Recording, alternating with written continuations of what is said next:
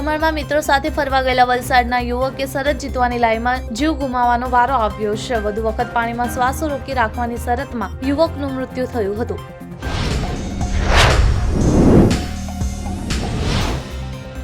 કચ્છના સામખિયાણી માણિયા હાઈવે પાસે અકસ્માતની ઘટના બની હતી. આ અકસ્માતમાં એક સાથે 7 વાહનો ટકરાયા હતા, જેમાં એક વ્યક્તિનું મોત નીપજ્યું છે.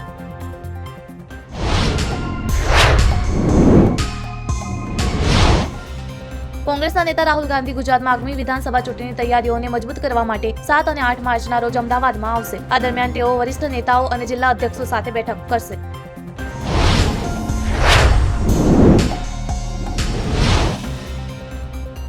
ગોધરાકાંડના સાક્ષીઓની સુરક્ષા હટાવી દીધી છે. આ નિર્ણય કેન્દ્ર સરકાર તરફથી લેવામાં આવ્યો છે. કુલ 14 સાક્ષીઓની સુરક્ષા હટાવાઈ છે.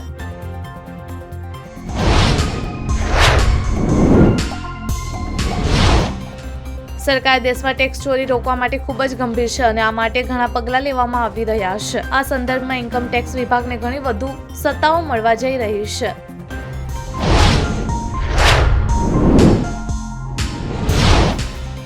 જસ્ટિસ દિવાકરે કહ્યું કે સુપ્રીમ કોર્ટે અરજીઓમાં જાતિ અને ધર્મને ઉલ્લેખ કરવા પર પ્રતિબંધ મૂક્યો છે. સુપ્રીમ કોર્ટે કહ્યું કે અરજીમાં જાતિ કે ધર્મ લખીને કોઈ હેતુ પૂરો થતો નથી.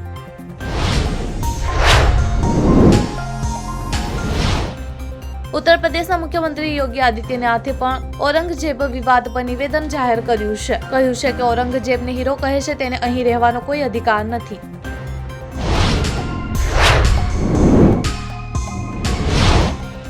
સાંસદોએ તેમના સત્તાવાર નિવાસ સ્થાનોમાં ફેરફાર અથવા સમારકામ માટે વધુ ભંડોળનો ઉપયોગ કરી શકશે. લોકસભાની ગૃહ સમિતિએ આ માટે મળેલી રકમની મર્યાદા 1.5 લાખથી વધારીને ₹5 લાખ કરી છે.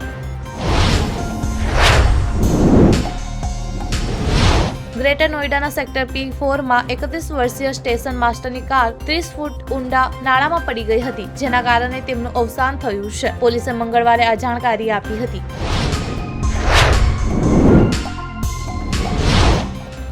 આયશા ટાકીના પતિ ફરહાન આઝમી વિરુદ્ધ ગોવામાં કેસ નોંધવામાં આવ્યો છે. ગોવા પોલીસે ફરહાન વિરુદ્ધ બેદરકારીપૂર્વક ડ્રાઇવિંગ અને રોડ રેઝના આરોપ પર ગુનો નોંધ્યો છે.